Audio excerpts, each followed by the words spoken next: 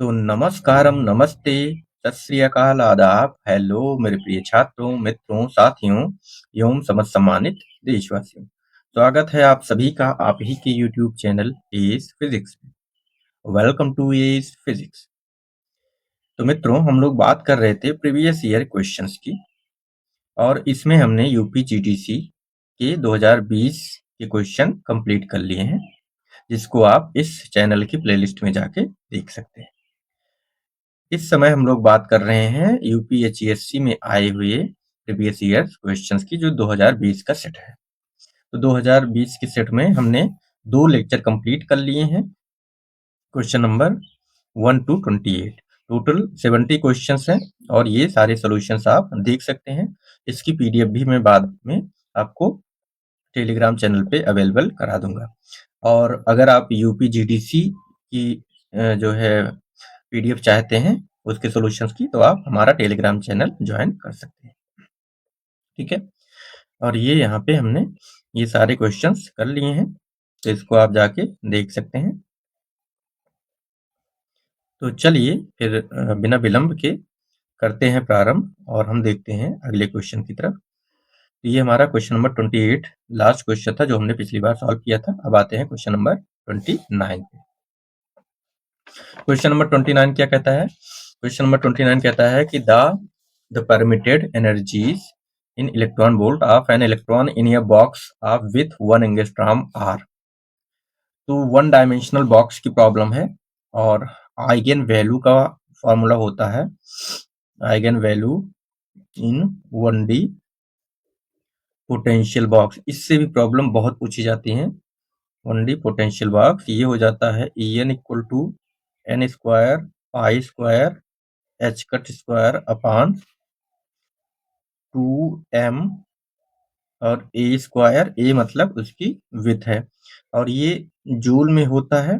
इसको हम n square pi square h cut square upon 2m a square और 1 joule, इसको हम 1.6 इंटू 10⁻⁻19 से डिवाइड कर देंगे, तो ये ईवी में आ जाएगा। अब यहाँ पे a की वैल्यू 1 एंगस्ट्रॉम दी गई है, h कट की वैल्यू होती है 1.0 समथिंग 06 होती है, इंटू 10⁻34 जूल सेकेंड होती है। n को दिया नहीं गया है, और मास ऑफ ये क्या कह रहा है, इलेक्ट्रॉन की बात कर रहा है, तो 9.1 इंटू 10⁻31 किलोग्राम होता ही है। ठीक है, तो इसमें आप रख दीजिए, तो En की जो वैल्यू हो जाएगी n स्क्वायर, इसको बाहर ही रख दीजिए, और पाई स्क्वायर, और इसकी जो है यहाँ पे 1.06 इंटू 10⁻34 का स्क्वायर अपान 2, और 9.1 इंटू 10⁻31, और a की वैल्यू है 1 एंगस्ट्रॉम 1 इंटू 10⁻20। इसके अलावा आपको 1.6 इंटू 10⁻19 ये कैलकुलेशन एबिलिटी को चेक करने के लिए क्वेश्चन था, और ये इलेक्ट्रॉन वोल्ट में आएगा। तो यहाँ से आप जो है अगर 3.14 इंटू 3.14 इंटू 1.06 इंटू 1.06 अपान, ठीक है, और अगर जो है 2 इंटू 1 इंटू 9.1 इंटू 1.6 इतना करेंगे, और इसके बाद पावर्स की देख लीजिए, तो पावर जो है 10 माइनस ये हो जाएगा -68, और ये 10 की पावर 31 इंटू 10 की पावर ये +39। ठीक है, तो अगर आप ये सब करते हैं, यहाँ पे n स्क्वायर पहले से है, इतना अगर सॉल्व किया जाए, तो आप देख सकते हैं ऑलमोस्ट ये 9 से 9 ऑलमोस्ट लगभग कैंसिल आउट हो जाएगा, ऐसे 1 मान लें, तो ये 1/32 के अराउंड समथिंग बचेगा। तो ये हो जाएगा 0.5, ये लगभग की बात कर रहे हैं, हम देखते हैं, और 1.5, और ये जो है ये हो जाएगा 3, और ये कुछ और ही आएगा। तो मतलब यहाँ से आंसर क्लियर नहीं होगा। ठीक है, तो यहाँ से इसको जो है आपको ये सॉल्व करना है। यहाँ से पावर्स देख लेते हैं। ये हो जाएगा 70, तो ये 10 की पावर 2 समथिंग आ जाएगा। ठीक है, तो ये 10 की पावर 2 आएगा इधर डेसिमल में, जो भी चीजें आएंगी उसके अलावा। तो ये लगभग आएगा 38 के आसपास एन स्क्वायर ईवी। यहाँ पे ध्यान देना, ऑप्शंस में हमारे दोनों हैं, लेकिन इसका आंसर होगा 38 एन स्क्वायर। यहाँ पे 36 भी है, पर आंसर जो होगा वो 38 आएगा। इसलिए इसको बहुत ही डीपली कैलकुलेट करने की जरूरत है सारे स्टेप को। ठीक है, आप ये कैलकुलेटर से करके देख सकते हैं, लेकिन एग्जाम में आपको ये इस पे टाइम देना पड़ेगा, करना ही पड़ेगा, और कोई ऑप्शन नहीं है। ठीक, चलिए नेक्स्ट क्वेश्चन पे आते हैं। नेक्स्ट क्वेश्चन है the vector potential in a region is given by A, the associated magnetic induction B is, and find the B। तो B ये भी बड़ा एडवांस क्वेश्चन है। तो इसमें एसोसिएटेड मैग्नेट या मैग्नेटिक वेक्टर पोटेंशियल के बीच का रिलेशन हम लोग जानते हैं। यहाँ पे लिख सकते हैं B equal to del cross A, ये फार्मूला होता है। और यहाँ पे आप I J K del upon del X, del upon del Y, del upon del Z, और यहाँ पे रख सकते हैं माइनस वाई 2x 0। ठीक है, तो ये हो जाएगा आपका। इसको आप सॉल्व कर लीजिए, और इसकी वैल्यू आई, तो ये 0 माइनस 0 माइनस जे, ये भी 0 माइनस इसमें एक मिनट, ये भी 0 हो जाएगा, प्लस के 2 और माइनस 1, तो ये हो जाएगा 3k। ठीक है, तो ये आंसर हो जाएगा 3, ये हो जाएगा आंसर हमारा। तो यहाँ पे जो ऑप्शन है वो हम कर लेते हैं, ये 3k। और FET इज, अब यहाँ पे फैक्चुअल चीजें भी हैं। FET is a voltage control device, FET is a voltage control device, और BJT जो है वो current control device, current control device. ठीक है, तो यहाँ पे register, triode, MOSFET, BJT, thyristor, इसमें कुछ पावर कंट्रोल भी होते हैं, उनके बारे में हम ज्यादा बात नहीं करेंगे। ठीक है, यहाँ पे बस ये FET वोल्टेज कंट्रोल डिवाइस है। ये सिंपल क्वेश्चन भी आते हैं।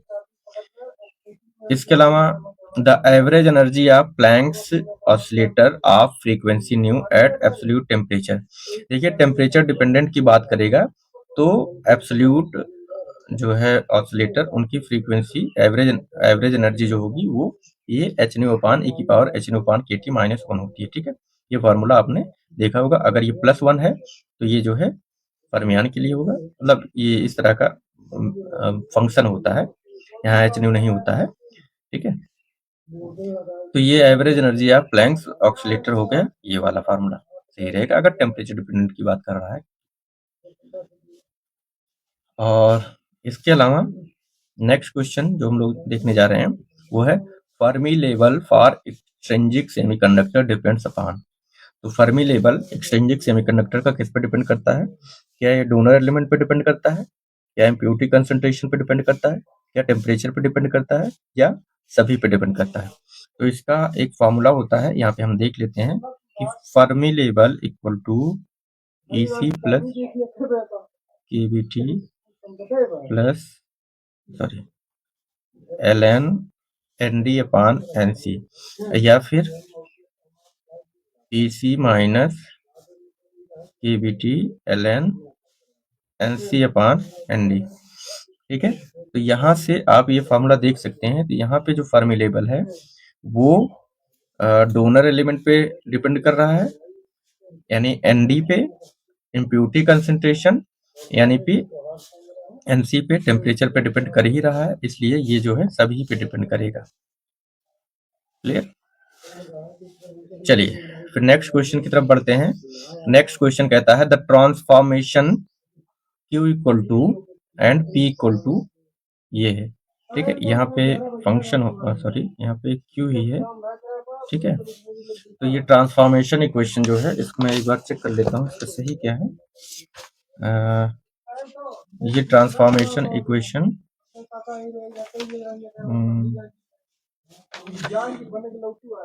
एक मिनट, हाँ बस ये जो है ये रहा, ठीक है। तो यहाँ पे ठीक है ऐसा ये दिया गया है फंक्शन ऑफ क्यू पी, यहाँ पे पी इक्वल टू क्यू, यहाँ पे भी एफ होना चाहिए था लेकिन चलो ठीक है। तो कुल मिलाकर पी और क्यू दिए गए हैं और कैनोनिकल ट्रांसफॉर्मेशन की ये कंडीशन होती है, हमेशा याद रखिए क्यू पी इक्वल टू 1 होता है, ठीक। क्यू पी इक्वल टू 1 होता है, ये कैनोनिकल कंडीशन होती है। नेक्स्ट क्वेश्चन पे आते हैं।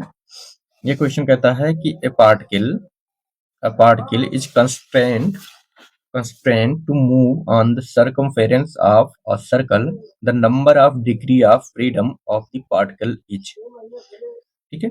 तो अगर एक ही वृत्त पे घूम रहा है, अब तो इसकी डिग्री ऑफ फ्रीडम क्या हो जाएगी, 1 हो जाएगी, ठीक है। इसकी डिग्री ऑफ फ्रीडम 1 हो जाएगी और डिग्री ऑफ फ्रीडम का फार्मूला 3n माइनस के, ये 3d के लिए होता है कि नंबर ऑफ पार्टिकल्स कितने हैं और कितने कंस्ट्रेंट है। तो यहाँ n हो जाएगा, ठीक है। और एक ही उस पे घूम रहा है, 1 डायमेंशन की बात हो रही है, और particle moving in a plane equal to, तो ये जो है फॉर्मूला 3D के लिए होता है। चलिए नेक्स्ट जो है हमारा क्वेश्चन है the value of minus x square H two x D x is, ठीक है। तो ये जो है क्वेश्चन, इसका जो आंसर होगा, ये मैथमेटिकल क्वेश्चन है, ये होगा 8 रूट पाई। और ये आएगा कैसे, तो इसका एक जो है इन जनरल फार्मूला होता है minus infinity to plus infinity e की power minus x square h m x और ये एच एन एक्स, ठीक है। और ये डी एक्स है, तो यहाँ पे ये हो जाएगा 2 की पावर n फैक्टोरियल n और रूट पाई एम एन, मतलब ये तभी लागू होगा जब m और n बराबर हो। तो यहाँ पे m और n दोनों की जगह 2 रख दें तो ये हमारा फार्मूला बन जाता है माइनस इन्फिनिटी टू इन्फिनिटी एक power minus x square H two x का स्क्वायर डी एक्स, और यहाँ पे 2 रख दीजिए आप 2 की पावर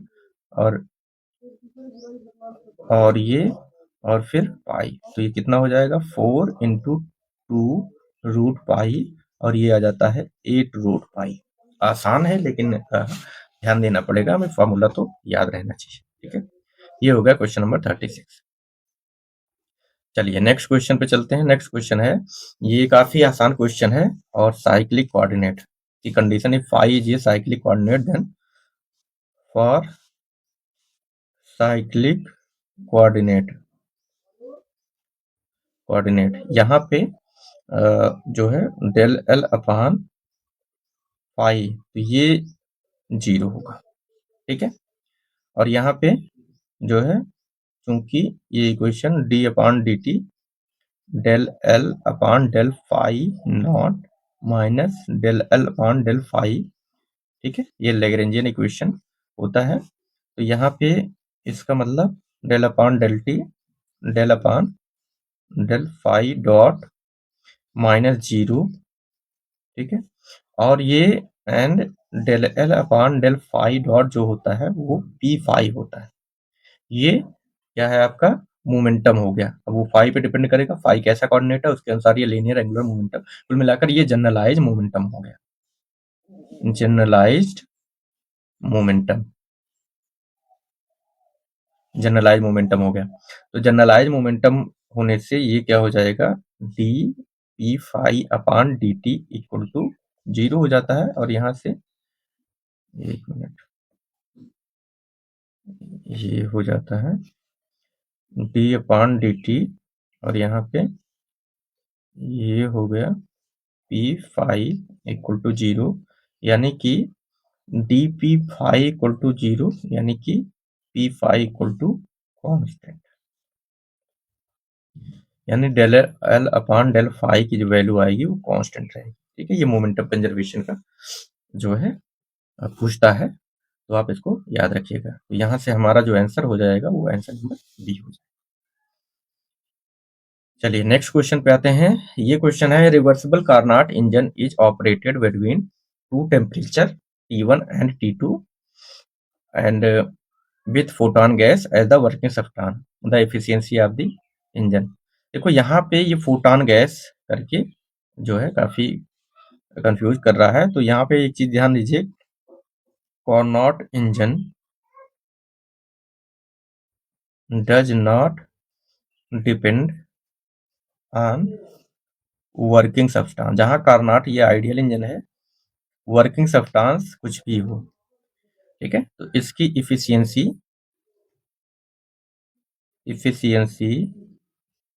ये हो जाएगा eta equal to 1 minus T2 upon T1। ठीक है, यहाँ पे T1 ग्रेटर ये हम पढ़ते आए हैं, बट हियर, लेकिन यहाँ पे क्या है, T2 is greater than T1, तो यहाँ पे इफिशियंसी चेंज हो जाएगी, यहाँ पे हो जाएगा T1 अपॉन T2। ये कंफ्यूज करने वाला क्वेश्चन था बस, और इसमें कुछ है नहीं। तो ये हमारा जो आंसर हो जाएगा, यहाँ भी हमने शायद यहाँ पे गड़बड़ी लिख दी है, ये ऑप्शन में T1 अपॉन T2 है। तो ये हमारा आंसर जो है यही हो जाएगा, option a 1 minus T1 upon T2, 1 minus T1 upon T2। चलिए नेक्स्ट क्वेश्चन पे आते हैं कि in a canonical ensemble quantities same for each system are. इसमें हम लोग पहले भी बात कर चुके हैं, मैं एक बार फिर से बता देता हूं कि टेम्परेचर, वॉल्यूम और म्यू, ये ठीक है, एंड सॉरी टीवीएन एन, तो यहाँ पे ये हो अगर, तो इससे कहते हैं कैनोनिकल। कि टेम्परेचर कांस्टेंट रहेगा, यानी एनर्जी का लेन देन हो सकता है, वॉल्यूम तो रहेगा ही कांस्टेंट, नंबर ऑफ पार्टिकल भी कांस्टेंट रहेंगे, तो इससे कैनोनिकल कहते हैं। और एक होता है ईवीएन, तो इसे हम माइक्रो कैनोनिकल कह सकते हैं, क्योंकि इसमें एनर्जी भी कांस्टेंट है, माइक्रो कैनोनिकल। और इसे टीवी म्यू, इसे टीवी म्यू, यहाँ पे इसे हम ग्रैंड कैनोनिकल कहेंगे। यहाँ पे टेम्परेचर कांस्टेंट होता है, वॉल्यूम तो कांस्टेंट सब में रहेगा, लेकिन केमिकल पोटेंशियल यानी कि नंबर ऑफ पार्टिकल चेंज हो सकते हैं। ठीक है, तो कैनोनिकल ग्रैंड कैनोनिकल होता है। Clear, each system are in a canonical ensemble the quantity is same for each system are। तो यहाँ पे हमारा जो ऑप्शन हो जाएगा temperature, volume and number of particle. और ये जो है ये आपका कैनोनिकल, ये माइक्रो कैनोनिकल है, ये हो गया माइक्रो कैनोनिकल। क्लियर, तो ये आप तीनों को याद रखिए, अक्सर पूछा जाता है। नेक्स्ट क्वेश्चन हो गया, ये भी इंपॉर्टेंट है, hall coefficient of a substance is related with the mobility of mu and current carrying particle by and current carrying particles by। तो ये जो है इसमें करंट कैरिंग पार्टिकल, या इसको जो है सिग्मा को आप कंडक्टिविटी कहते हैं। तो यहाँ पे कुछ चीजें नोट कर लीजिए, ये है हॉल वोल्टेज, पहले हॉल वोल्टेज, तो वी बी, इसे हम वी एच कहते हैं, और ये होता है आई भी, करंट कितनी फ्लो हो रही है, magnetic field, N E W, W क्या है, विथ है, और यहाँ पे इसको R H P upon W भी लिख सकते हैं, जहाँ पे आर एच यहाँ पे हॉल कोफिशिएंट है, R H equal to 1 upon nu, ये भी पूछा जाता है, मतलब इससे बहुत सारे क्वेश्चन बनेंगे। इसके अलावा हम जानते हैं, we know that J equal to sigma E, ठीक है, एंड सिग्मा इक्वल टू, या इसको ऐसे भी लिख सकते हैं N E V D E. ठीक है, तो सिग्मा की वैल्यू हो जाती है N E V D and VD जो है वो होता है म्यू ई। तो सिग्मा जो हो गया वो NE म्यू, ठीक है। तो ये जो है म्यू ई, सॉरी ये मैं गलत लिख रहा है, NEVD। तो यहाँ पे कुछ तो गड़बड़ है, सिग्मा ई और NE म्यू होता है, ठीक है। यहाँ पे NEVD नहीं होता, NE म्यू होता है, ठीक है। और यहाँ पे हाँ NEVDE होता है। अब ठीक है, यहाँ पे VD की जगह ये रख देंगे। तो एंड म्यू इक्वल टू क्या होगा, ये VD अपान ये हो जाएगा। चलो इसको लिखने की जरूरत नहीं है, हमारे पास ये चीजें हैं, ठीक है। तो NE म्यू ये हो, सिग्मा की वैल्यू ये याद रखिए। और यहाँ पे NE की जगह 1/RH कर दीजिए, तो ये म्यू हो गया। और म्यू इक्वल टू ये सिग्मा इंटू RH हो गया। ऐसा कोई ऑप्शन है? हाँ ये है, mu equal to sigma into RH, ये क्वेश्चन रहेगा, ठीक है। ये आप चीज याद रखिएगा। और यहाँ पे मैं VD equal to mu E होगा, क्योंकि VD प्रोपोर्शनल टू ई होता है, ड्रिफ्ट वेलोसिटी। तो ये सारे फार्मूले सब इंपॉर्टेंट हैं, इनको सबको आप अच्छे से लर्न कर लीजिए। चलिए फिर नेक्स्ट क्वेश्चन पे आते हैं। नेक्स्ट क्वेश्चन है हमारा 14 question. In spontaneous alpha decay of 92 uranium 232 at rest, total energy released in the reaction is E, then the amount of energy carried by alpha particle each। तो यहाँ पे एक formula होता है, सीधे सीधे उसी पे बात करेंगे। Kinetic energy of alpha particle, के अल्फा इक्वल टू क्यू अपान ए, ठीक है। एंड यहाँ पे क्यू क्या है, ये ई दिया है, ये जो है रिलीज्ड एनर्जी। तो यहाँ पे ई बराबर है और यहाँ ए इक्वल टू 232 है। तो के अल्फा की वैल्यू क्या हो जाएगी, ये ई, और यहाँ पे 232 माइनस 4 अपान 232, यही है, हाँ यही है। एक तो ये हो जाएगा ई, और ये हो जाएगा 228 अपान 232 के अल्फा इक्वल टू ई, और ये हो जाएगा 57/58। तो यानी कि के अल्फा की वैल्यू हो जाएगी 57/58 ई, ठीक है। तो ये जो है हमारा आंसर हो जाएगा सी।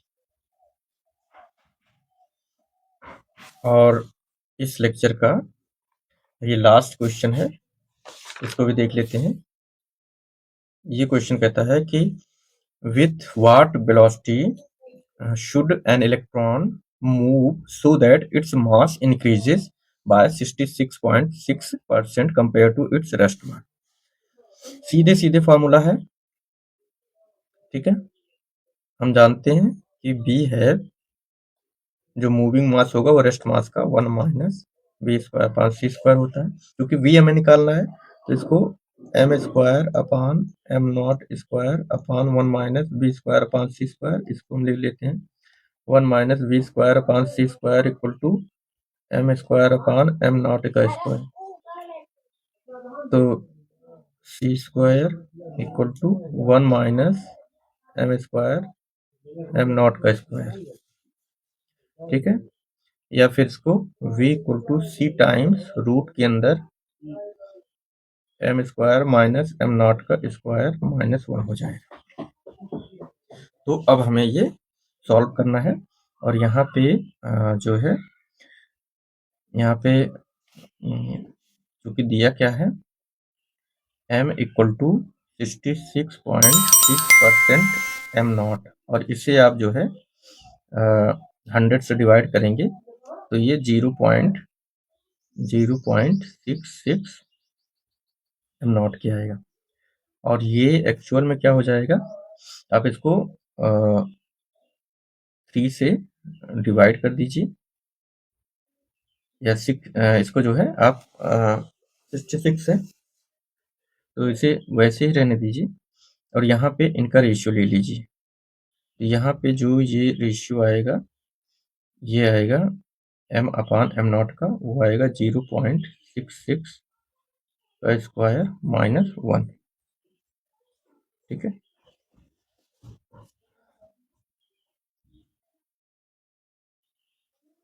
तो ये सॉरी इसका 1 मिनट, ये 66% ज़्यादा था, सॉरी यहाँ पे 1.6 आएगा, 1.6 आएगा। ठीक है, तो 166 कुल मिलाकर यहाँ पे m = m0 plus 66.6% of m0 था। ठीक है, तो 1.66 m0 हो जाएगा। और इसका जो है आप जो v होगा वो ऑलमोस्ट, इसको आप सॉल्व करेंगे तो ये आएगा 0.64 और ये हो जाएगा 0.86। ठीक है, तो आई होप कि इसका आंसर आपको मिला होगा। इसको कैलकुलेशंस आप एक बार चेक कर लीजिएगा, v² मैंने थोड़ा सा अप्रोच अलग करने की कोशिश की है। ठीक है, तो ये कैलकुलेशंस आपको करने पड़ेंगे। चलिए ठीक है, तो ये हमारा आंसर हो जाएगा इसका बी। तो इस लेक्चर में इतना ही। अगले लेक्चर में हम बाकी बचे क्वेश्चंस को करेंगे जो कि यहाँ पे हैं। ठीक है, तब तक के लिए अपना ख्याल रखिए, अपनों का ख्याल रखिए। मिलते हैं अगले लेक्चर में। नमस्कार, जय हिंद, वंदे मातरम।